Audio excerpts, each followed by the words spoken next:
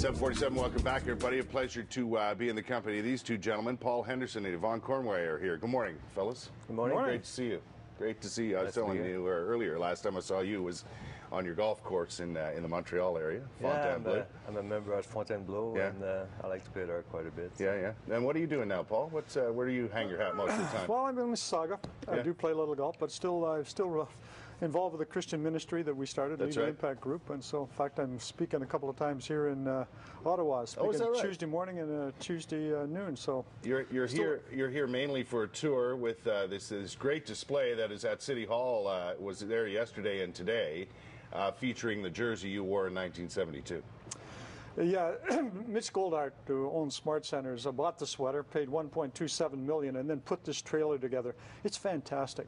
I mean, you can educate yourself, bring your kids in there in terms of what happened in 1972. All kinds of videos, and obviously the sweater is there, the centerpiece. Exactly. This is an interactive display, and you guys are going to be there later on today, right, from 1 till 7? 1 till 7, and I'm there at the end of the day. But Ronnie Ellis and Dennis Hull are also in town. That's right. So we got a big contingent. Ronnie Ellis, one of my favorite players when I was growing up. Well, being a Leaf fan. Sorry, Ron, sorry. But anyway, this is a great opportunity. We were talking about this the other day because the 39th anniversary was Friday, right? 39th anniversary of the goal was Friday. And we were talking about how important it is to pass along this piece of Canadiana, this piece of Canadian history to our young people today. Do you think it has value to young people? Well, I think so. If you see the people yesterday to look at it, they remember where they were exactly when the goal was scored.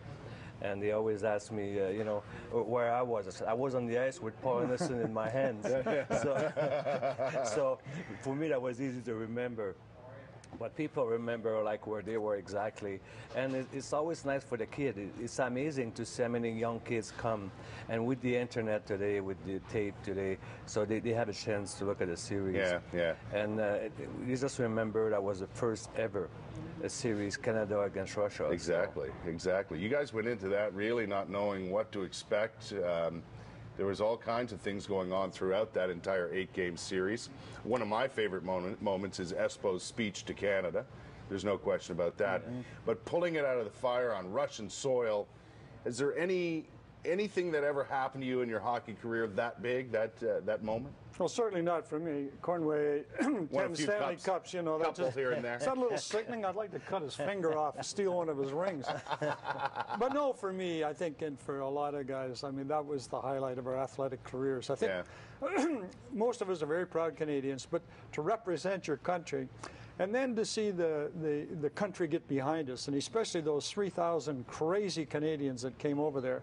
And I would suggest we wouldn't have won it without them. No. So it was, we felt that we had won as a team, as individuals, and as a country. Can you rate it with Stanley Cups, or does it have a different place? Is it a different thing altogether? I think the pressure was a little bit more because the Stanley Cup you can lose 1 year, come back the next year, and be able to win it again.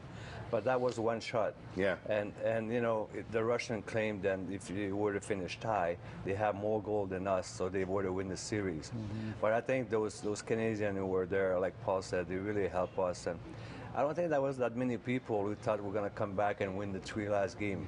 And except for the players who played that team. But we were here back at home wondering what the heck was going on and why Russia was beating us, because we didn't know. We thought we were the hockey power on the planet, right? Yes. Well, I think we felt that we would overpower them. Like when you start with Cornway and Mahovlich and Esposito, and then come back with Rattel, Gilbert, and Hatfield, and I just thought they would be overwhelmed. Well, we were the ones that were overwhelmed.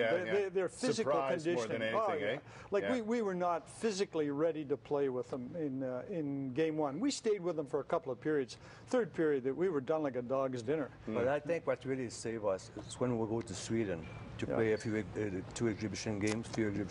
Right in between, and that gave us a chance to adjust to the big rink.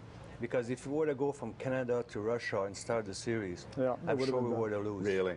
But that was a big setup to adjust just to the ring and to give us a chance to make a team together and to get in shape again. It's fantastic. Listen, these guys are going to be down at City Hall. It's going to be at City Hall.